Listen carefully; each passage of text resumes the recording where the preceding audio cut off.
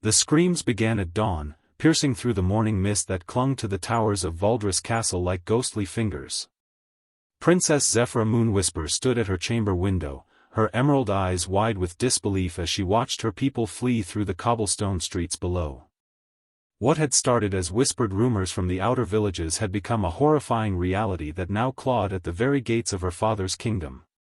King Eldorius Stormwind burst through her chamber doors without ceremony, his usually pristine royal robes disheveled and stained with something dark. "Zephyra, we must leave immediately," he commanded, his voice strained with an urgency she had never heard before. Behind him stood Captain Thorn Blackwater, the most trusted member of the royal guard, his weathered face grim as stone. "The eastern districts have fallen. Whatever this plague is, it spreads faster than wildfire." The princess turned from the window, her long auburn hair catching the pale morning light. At 23, she had been groomed for diplomacy and statecraft, not warfare. Yet something fierce burned in her chest as she looked upon her father's fearful expression. "Where would we go, father? These are our people dying in the streets. Our subjects who have served our family for generations." Sage Meridian Star Weaver, the court's eldest advisor, shuffled into the room clutching ancient scrolls to his chest. His silver beard trembled as he spoke. "Your Highness, I've consulted the old texts. This is no ordinary pestilence. The afflicted, they do not simply die. They rise again, driven by an insatiable hunger for living flesh. The ancient chronicles speak of such horrors, but they were always dismissed as legend." Through the window came another wave of agonized cries, followed by an unnatural moaning that seemed to echo from every direction. Zephyra pressed her palm against the cold glass and watched in horror as a figure stumbled into view below. Once, it had been Garrett the baker, a kind man who had always saved her special honey cakes. Now his skin hung in gray tatters, his eyes clouded white, and his mouth opened in an endless, soundless scream as he pursued a fleeing child. "No," Zephyra said firmly, stepping back from the window. "I will not abandon them." She moved toward her wardrobe with determined strides, pushing aside silk gowns to reveal the suit of ceremonial armor that had belonged to her grandmother, the legendary warrior Queen Lyralii. "If this evil has come to claim our kingdom, then it will find us ready to fight." King Eldorius reached for her arm. "Daughter, be reasonable. You've never seen true battle. This isn't some tournament or training exercise. Those things out there were once our friends, our neighbors." "Which is exactly why I cannot flee," Zephyra interrupted, her voice carrying a steel that surprised even herself. "Every moment we delay, more of our people fall to this curse. Every moment we spend in fear is another soul lost to darkness." She began strapping on the ancient armor, its silver plates gleaming despite their age. "Captain Blackwater, how many soldiers remain loyal and uninfected?" Thorn's jaw tightened. "Perhaps 300, Your Highness. General Corvin Ironfist has barricaded them in the central courtyard. But we've lost contact with the outer garrisons entirely." Lady Seraphina Nightwhisper, Zephyra's closest friend and confidant, appeared in the doorway. Her usually perfect golden curls were disheveled, and terror shone in her violet eyes. "Zephyra, the servants' quarters have been overrun. Those things, they're climbing the walls. They feel no pain, show no mercy. How can we possibly fight such creatures?" The princess finished securing her breastplate and reached for her grandmother's sword, its blade inscribed with runes that seemed to pulse with their own inner light. "We fight because we must. We fight because to surrender means the end of everything we hold dear." She turned to face the assembled group, and in that moment, she no longer looked like the sheltered royal who had awakened that morning. Something primal and fierce had awakened within her, a fire that would either save her kingdom or consume her entirely. "Send word to Prince Darius Shadowmere in the neighboring realm," she commanded. "Tell him Valdris stands at the brink of annihilation, but we do not yield. Tell him." She paused, thinking of the man she had grown to care for deeply. "Tell him that if we fall, he must ensure this plague spreads no further." The great hall of Valdris Castle had been transformed into a war council chamber within hours. Maps covered every available surface, marked with red ink to denote areas lost to the undead horde. Princess Zephyra stood at the center of it all, her grandmother's armor gleaming in the torchlight as she studied the tactical reports with General Corvin Iron Fist, a grizzled veteran whose iron-gray hair and numerous scars spoke of decades spent defending the realm. "The situation grows worse by the hour, Your Highness," General Corvin reported, his voice heavy with exhaustion. "The creatures seem drawn to noise and movement. They've overwhelmed our outer defenses not through strategy, but through sheer, relentless numbers. For every one we cut down, 3 more appear to take its place." Sage Meridian approached the table, his ancient fingers tracing patterns across one of his scrolls. "I've discovered something troubling in the old texts. This plague appears to originate from a single source, a wellspring of dark magic that corrupts the very essence of life itself. According to legend, such magic can only be stopped by destroying its anchor point in our world." Zephyra looked up from the maps, her emerald eyes reflecting both determination and the weight of terrible knowledge. "Where would such an anchor point be located?" "The Whispering Crypts," Meridian replied solemnly. "The ancient burial grounds beneath Shadowmere Mountain, where the old kings of our realm were laid to rest. If someone has disturbed those sacred chambers..." Captain Thorn burst through the hall's heavy doors, his dark hair matted with sweat and his sword still dripping with black ichor. "Your Highness, they've breached the inner walls. We've managed to seal the main courtyard, but it won't hold for long. The men are terrified, they've never faced an enemy that feels no pain and knows no fear." Lady Seraphina, who had been tending to wounded soldiers in the corner of the hall, approached with tears streaking her dirt-stained cheeks. "Zephyra, we've lost 30 good men in the last hour alone. Young Marcus, the stable boy who always sang while he worked, he was bitten while helping evacuate the horses. We had to..." She couldn't finish the sentence, but the anguish in her eyes said everything. The princess closed her eyes for a moment, feeling the weight of each lost life settle upon her shoulders like stones. When she opened them again, her gaze held a resolve that seemed to burn with its own inner fire. "Then we take the fight to them. If this plague has a source, we destroy it. General Corvin, how many men can we spare for a strike force?" "Your Highness, with respect, that would be suicide," the general protested. "The Whispering Crypts are 15 leagues from here, through territory now swarming with those abominations. Even if we could reach them, we'd need to fight our way back through." "Not all of us would return," Zephyra said quietly, acknowledging the unspoken truth. "But if we do nothing, none of us will survive anyway. These walls will fall, and the plague will spread beyond our borders. How many innocent lives across the realm will be lost while we cower behind stone and steel?" A commotion at the hall's entrance announced the arrival of a messenger, his clothes torn and bloodied from his desperate ride. "Your Highness," he gasped, falling to one knee. "Prince Darius Shadowmere rides hard for Valdris with 200 of his finest cavalry. He received your message and comes to stand with you, but he's still 2 days distant." Hope and despair warred in Zephyra's heart. Darius was coming, the man whose intelligence and courage had captured her admiration, whose gentle strength had won her heart during their diplomatic meetings. But 2 days might as well be an eternity given their current circumstances. "Then we hold until he arrives," she declared, drawing her grandmother's sword. The runes along its blade began to glow with a soft blue light, as if responding to her determination. "Captain Thorn, select 50 of our best fighters. We'll create a diversion at the main gate while General Corvin leads a smaller force toward the crypts. If we can divide their attention..." "I'm going with you to the crypts," Seraphina interrupted, her violet eyes blazing with sudden resolve. "I know those ancient passages better than anyone. My family's estate borders Shadowmere Mountain, and I explored those ruins as a child." Zephyra grasped her friend's hand, feeling both gratitude and fear for what they were about to attempt. Outside the hall, the moaning of the undead grew louder, punctuated by the sounds of splintering wood and the desperate shouts of defenders. Time was running out, and their desperate gamble would either save their kingdom or ensure its complete destruction. "Then we make our stand," the princess declared, her voice carrying across the hall with the authority of a born leader.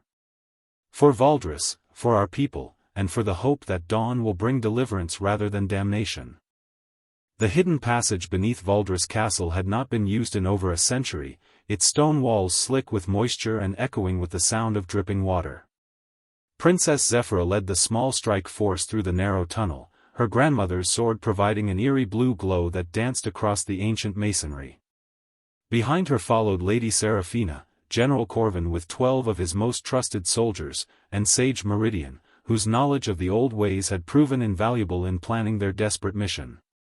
The tunnel emerged into a grove of twisted trees at the base of Shadowmere Mountain, their gnarled branches reaching toward a sky that had turned an ominous shade of crimson. The very air seemed thick with malevolent energy, and even the hardened soldiers shifted uneasily as they caught their first glimpse of the whispering crypts ahead. The ancient stone entrance gaped like a wound in the mountainside, surrounded by countless graves that had been torn open from within. "The old text spoke truly," Sage Meridian whispered, his voice barely audible above the unnatural wind that moaned through the cemetery. "Someone has awakened what should have remained at rest. The very ground here reeks of necromantic power." Seraphina pointed toward the crypt entrance, her face pale in the sword's ethereal light. "Look there, by the doorway. Those symbols carved into the stone, they weren't there when I explored these ruins as a child. Someone has been performing rituals here, corrupting the sacred burial chambers of the ancient kings." General Corvin motioned for his men to take defensive positions among the broken tombstones. "Your Highness, I must again urge caution.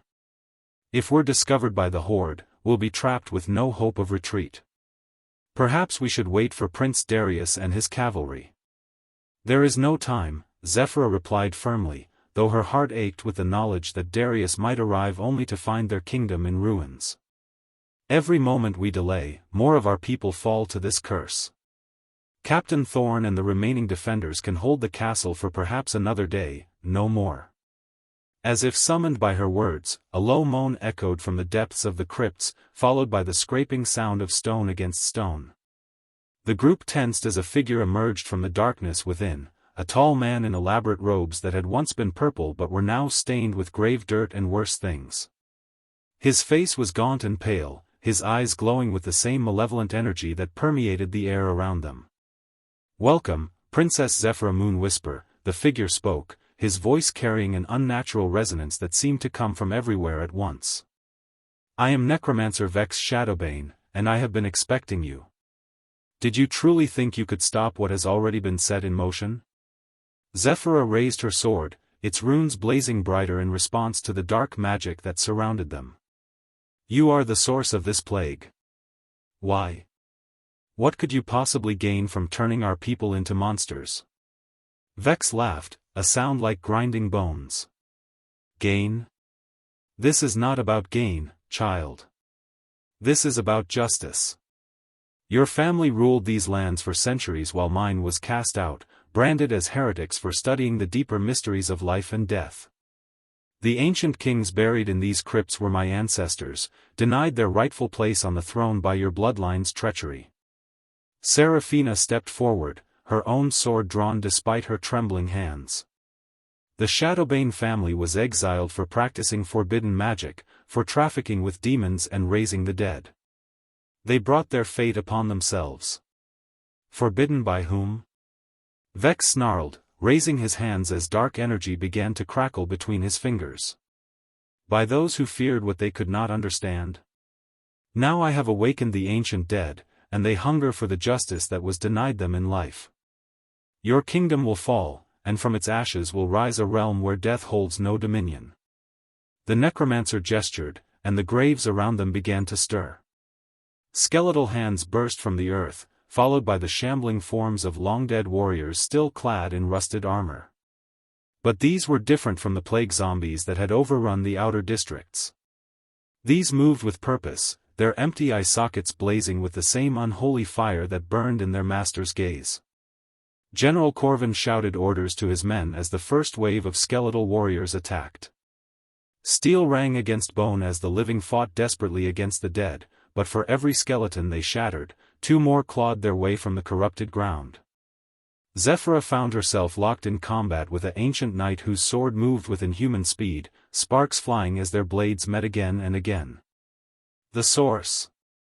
Sage Meridian called out over the sound of battle, pointing toward the crypt entrance where a sickly green light pulsed from the depths. The anchor point is somewhere within the burial chambers. We must reach it before. His words were cut short as Vex raised both hands, speaking words in a language that predated human civilization. The very air around them began to thicken with dark energy, and Zephyra felt something cold and terrible pressing against her mind, trying to drain away her will to fight.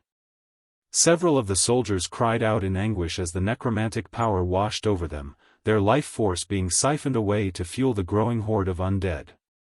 With a cry of defiance, Zephyra channeled all her determination into her grandmother's sword, its blue light flaring so brilliantly that the skeletal warriors nearest to her crumbled to dust. But even as she fought, she could see that they were vastly outnumbered. Time was running out, and their desperate mission was quickly becoming a fight for survival itself. The ancient burial chamber deep within the whispering crypts thrummed with malevolent energy as Princess Zephyra and her remaining companions fought their way deeper into the mountain's heart. Of the 12 soldiers who had entered with them, only 6 remained, their faces grim with exhaustion and their weapons stained with the black ichor of the undead. General Corvin's left arm hung useless at his side, bound hastily with torn cloth, while Sage Meridian leaned heavily on his staff, his aged frame trembling from the exertion of casting protective spells. The walls around them told a story of ancient power and forgotten kings. Elaborate murals depicted the early rulers of the realm, their painted eyes seeming to watch the intruders with disapproval. But the artwork had been defiled, corrupted by dark symbols that seemed to writhe and shift in the torchlight. At the chamber's center stood a massive stone sarcophagus, its lid carved with the likeness of King Aldwin I, founder of the royal line. Dark energy poured from cracks in the stone like blood from a wound.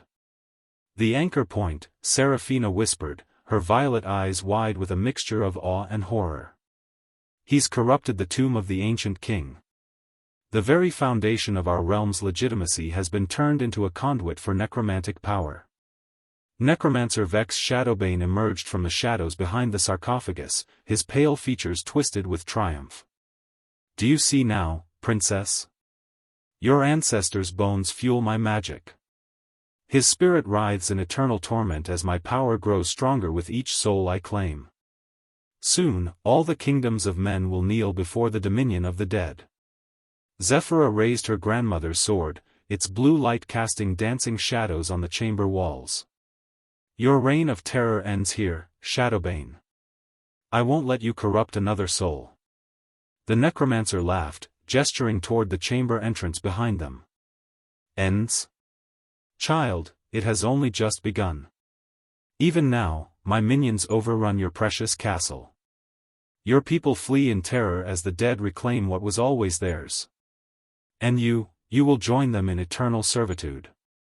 The sound of approaching footsteps echoed from the tunnels beyond, accompanied by the moaning of countless undead. Vex had led them deeper into his domain, where his power was strongest and escape was impossible. General Corvin gripped his sword with his good hand, while the remaining soldiers formed a protective circle around their princess and the sage. There has to be another way, Meridian muttered, frantically consulting the ancient scrolls he had brought with him. The texts speak of a purification ritual, but it requires. His voice trailed off as his eyes widened with terrible understanding. What does it require? Zephyra demanded, though something in the old sage's expression filled her with dread. A willing sacrifice, Meridian whispered. Royal blood, freely given, to sanctify the desecrated tomb and sever the connection between our world and the realm of the dead. But the one who performs the ritual. He didn't need to finish. Zephyra understood immediately, and a strange sense of peace settled over her as the full weight of destiny made itself known. She had been born to rule, trained to protect her people, and now she would fulfill that duty in the most complete way possible. No, Seraphina gasped, grasping her friend's arm. There must be another way.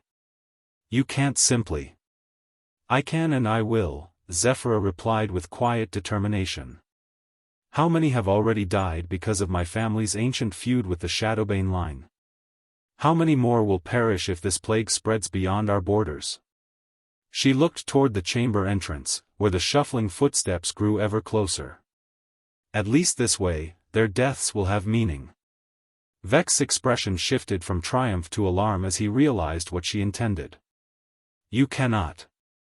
The ritual will destroy everything I have worked for, all the power I have gathered. That's rather the point, Zephyra said, advancing toward the corrupted sarcophagus with her sword held high. The blade's runes blazed with increasing intensity, responding to her resolve. Meridian, tell me the words. General Corvin, hold them off as long as you can.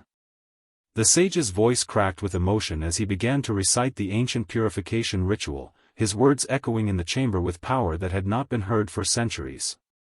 Zephyra placed her free hand upon the defiled stone of the sarcophagus, feeling the dark energy burn against her palm like acid. With swift, sure movements, she drew the blade across her wrist, letting her royal blood flow onto the corrupted tomb. The effect was immediate and terrifying.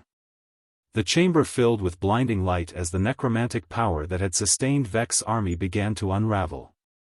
The necromancer screamed in fury and despair as his carefully constructed web of dark magic collapsed around him. Throughout the crypts and beyond, the animated dead crumbled to dust as the source of their unholy existence was severed. But the ritual demanded its price.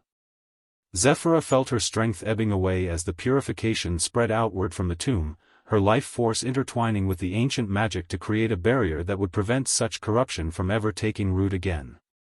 As consciousness began to fade, her last coherent thought was of Darius, riding hard toward a kingdom that might yet be saved, and of the people who would live because she had chosen to die.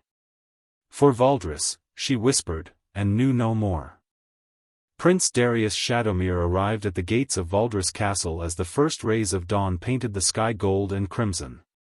His cavalry thundered across the drawbridge into a courtyard littered with the remains of countless undead, their bodies already beginning to crumble into dust as the dark magic that had animated them faded completely. The silence was profound and unsettling, broken only by the sound of his horse's hooves on blood-stained stone and the distant sobbing of survivors emerging from their hiding places. Captain Thorn Blackwater met him at the main entrance, his armor dented and his dark hair streaked with gray that had not been there mere days before. The loyal guard's weathered face bore the weight of terrible knowledge, and Darius felt his heart clench with dread before a single word was spoken. "Where is she?" Darius demanded, dismounting with swift, urgent movements. "Where is Princess Zephyra?" Thorn's eyes filled with tears that he had held back for hours, waiting for this moment he had hoped would never come. "Your Highness, the princess gave her life to end the curse. She and the others went to the Whispering Crypts, to the source of the plague. They succeeded, but..." The prince's knees nearly buckled as the full impact of the words hit him. Zephyra, brilliant, brave, beautiful Zephyra, who had captured his heart with her quick wit and fierce compassion, was gone. The woman he had planned to ask for in marriage, the future he had dared to envision, all of it reduced to ash and memory in an instant. "Take me to her," he whispered, his voice barely audible above the morning wind. The journey to Shadowmere Mountain passed in a blur of grief and disbelief. General Corvin Iron Fist, his left arm bound in a sling, rode beside Darius in grim silence.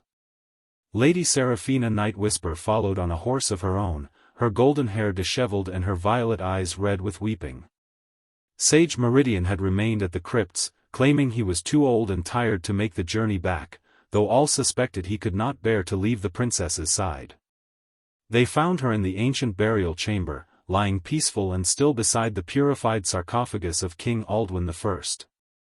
Her grandmother's sword rested across her chest, its runes now dim but somehow warmer than before, as if the blade itself mourned its fallen wielder. The corruption that had filled the chamber was gone, replaced by a sense of sacred peace that seemed to emanate from the very stones. Darius fell to his knees beside her, his strong hands trembling as he reached out to touch her face. She looked as if she were merely sleeping, her auburn hair spread like a halo around her head, her features serene in a way they had never been in life. No crown adorned her brow, but she had never looked more regal than in that moment, having achieved a nobility that surpassed any earthly title. "She saved us all," Seraphina whispered, kneeling on the princess's other side. When the ritual began, the power, it was like watching a star being born. The very air sang with purification. Vex Shadowbane screamed as his magic unraveled, and then he simply faded away, as if he had never been more than a nightmare given form. General Corvin's gruff voice cracked with emotion as he added, "She never wavered, Your Highness. Even knowing the cost, she never hesitated. She spoke of her people, of the innocents who would die if the plague spread beyond our borders. She spoke of duty and sacrifice, and of you." "Of me?" Darius looked up sharply, hope and anguish warring in his dark eyes. "She said to tell you that love sometimes means letting go," Seraphina replied softly. "That the greatest gift she could give you was a world where such darkness could never take root again. The purification she achieved, according to Meridian, it has created a permanent ward against necromantic magic. Nothing like this plague can ever threaten the realm again." As if summoned by her words, the ancient sage appeared in the chamber entrance, his silver beard flowing and his eyes bright with tears and wonder. "The ritual is complete," he announced solemnly. "Princess Zephyra Moonwhisper has become something more than mortal, more than royal. Her sacrifice has transformed her into a guardian spirit, bound to these lands for all eternity. She will watch over the realm she died to protect, ensuring that the living need never again fear the dominion of the dead." Darius bent low over Zephyra's still form, pressing his lips to her forehead in a final, gentle kiss. "Sleep well, my brave princess," he whispered. "Sleep well, knowing that your people are safe and your kingdom endures. I swear by all that is sacred that your sacrifice will not be forgotten." As the morning sun streamed through the cracks in the ancient chamber, illuminating the scene with golden light, those who had witnessed the princess's final act of heroism knew they had been present at the birth of a legend that would be told for generations to come. 1 month after the Battle of the Whispering Crypts, as historians would later call it, the kingdom of Valdris struggled to rebuild from the devastation wrought by the Undead Plague. King Eldorius Stormwind had aged decades in the span of days, his once proud bearing now bent beneath the weight of losing his only child and heir. The crown sat heavily upon his silver head as he presided over the memorial service in the great cathedral, where nobles and commoners alike gathered to honor the princess who had saved them all. Prince Darius Shadowmere stood at the altar beside an empty coffin carved from the finest white marble, its surface inlaid with sapphires that caught the light from the stained glass windows above. Inside lay not Zephyra's body, which had mysteriously vanished from the crypts 3 days after the purification ritual, but symbols of her life and reign, her grandmother's sword, a circlet of silver and moonstone she had worn to formal ceremonies, and letters of gratitude from every corner of the realm. She was born to lead, and she died as she lived, putting the welfare of others before her own. Darius spoke to the assembled crowd, his voice carrying clearly through the vast space despite the emotion that threatened to overwhelm him. Princess Zephyra Moonwhisper was more than royalty. She was the embodiment of what we all aspire to be, brave in the face of terror, compassionate in times of crisis, and willing to sacrifice everything for the greater good. Lady Seraphina Nightwhisper sat in the front pew, her golden hair now streaked with premature white from the trauma she had endured. Beside her, General Corvin Iron Fist stood at attention despite his healing wounds, while Sage Meridian clutched a leather-bound tome containing his account of the princess's final hours. Captain Thorn Blackwater and the surviving members of the Royal Guard formed an honor guard around the symbolic coffin, their faces stoic but their eyes bright with unshed tears. As the service concluded and the crowds began to disperse, strange reports began to filter in from across the kingdom. Farmers spoke of seeing a figure in silver armor walking through their fields at twilight, blessing their crops with touches that made barren soil fertile again. Travelers on lonely roads told of being guided to safety by a woman with auburn hair who appeared when bandits threatened, only to vanish like morning mist when the danger passed. Most compelling of all were the accounts from the border towns, where guards swore they had seen Princess Zephyra herself standing watch on the walls during the darkest hours of night, her grandmother's sword gleaming with soft blue light as she kept eternal vigil against threats that might emerge from the wild lands beyond. King Aldorius refused to acknowledge these tales, dismissing them as the fantasies of grieving subjects who could not accept their beloved princess's death. But Darius found himself riding out at sunset, searching the places where she had been sighted, hoping against hope for just one glimpse of the woman he had loved and lost.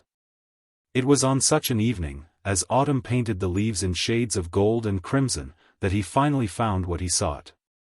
She stood in the royal garden where they had shared their first kiss, her form translucent in the fading light but unmistakably real. The silver armor she wore seemed to glow with its own inner radiance, and her emerald eyes held depths of wisdom and sadness that had not been there in life. "Zephyra," he breathed, dismounting and approaching slowly, afraid that sudden movement might cause her to disappear like all the other phantom sightings. "My beloved Darius," her voice came to him like wine through autumn leaves, distant but unmistakably hers. "You should not have come here. This form is but an echo, a shadow of what was. I am bound to this realm now in ways that transcend mortal understanding." He reached out as if to touch her face, but his hand passed through her ethereal form like smoke. "Can you find peace? Are you in pain?" She smiled then, and for a moment she seemed as solid and real as she had in life. "I am exactly where I chose to be. My sacrifice created something beautiful, Darius. I can feel every life in this kingdom, every heartbeat, every breath. They are all safe because of what we accomplished in those crypts. How could I know anything but joy in such purpose? But what of us?" he asked, his voice breaking.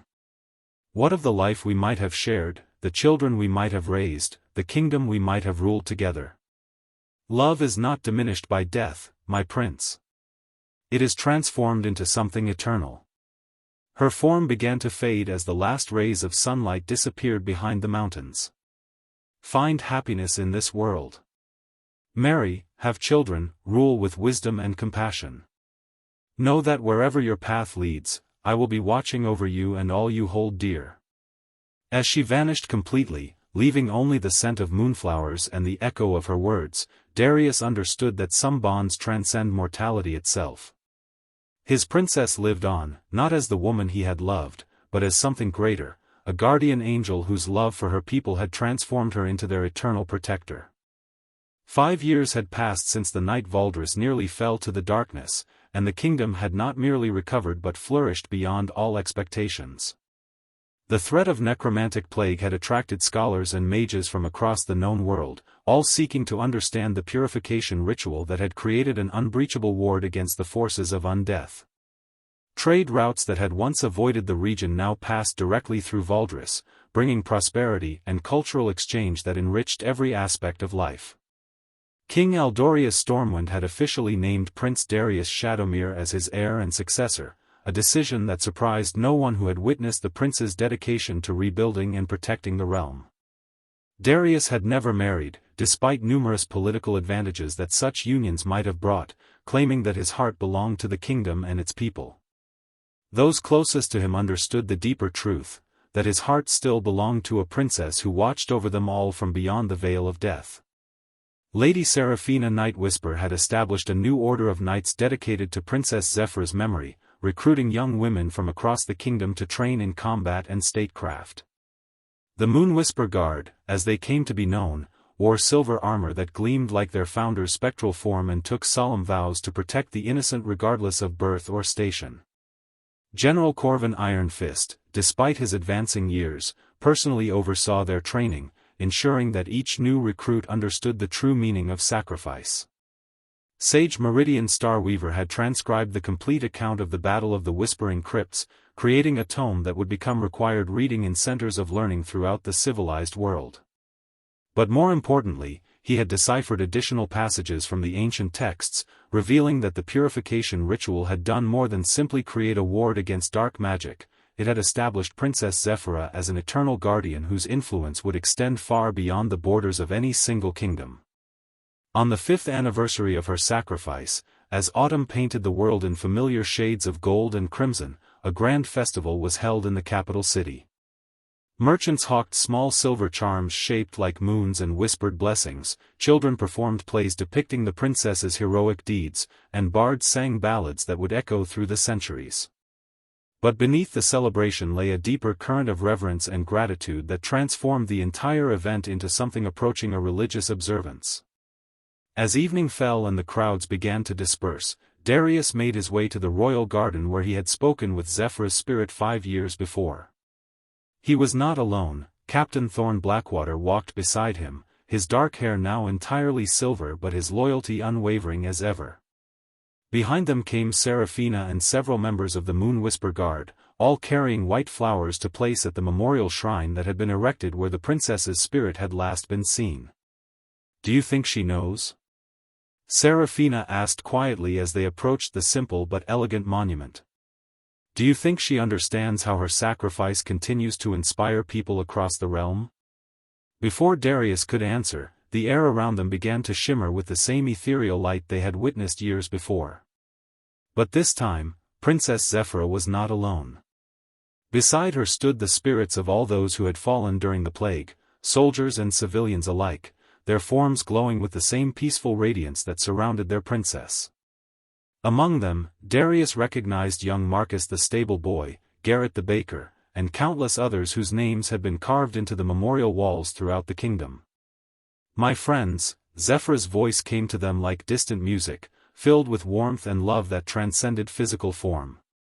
"You honor us with your remembrance, but know that death is not an ending, it is a transformation. We who gave our lives for this realm continue to serve in ways you cannot imagine.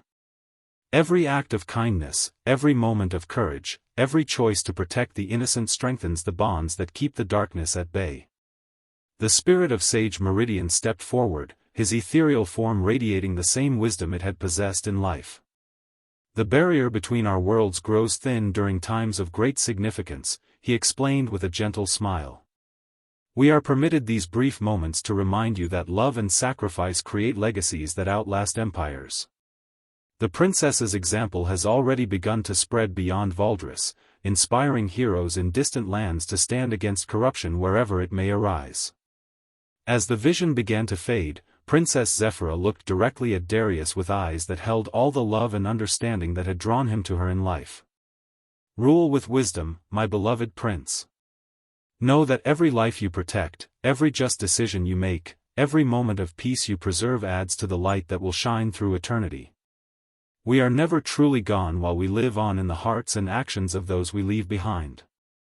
The spirits vanished as the last rays of sunset disappeared behind the mountains, leaving behind only the lingering scent of moonflowers and a sense of profound peace that settled over the assembled mourners like a benediction. In that moment, they all understood that Princess Zephyra Moonwhisper had achieved something beyond mere mortality. She had become legend, guardian, and eternal inspiration for all who would choose courage over comfort, sacrifice over selfishness. As they walked back toward the castle, where warm lights glowed in windows and families gathered for evening meals, Darius felt a deep contentment fill his heart. The kingdom was safe, the people prospered, and somewhere beyond the veil of death, his beloved princess continued her eternal watch. The price of victory had been paid with the most precious coin imaginable, but the legacy it purchased would endure as long as brave hearts beat and noble souls chose to stand against the darkness.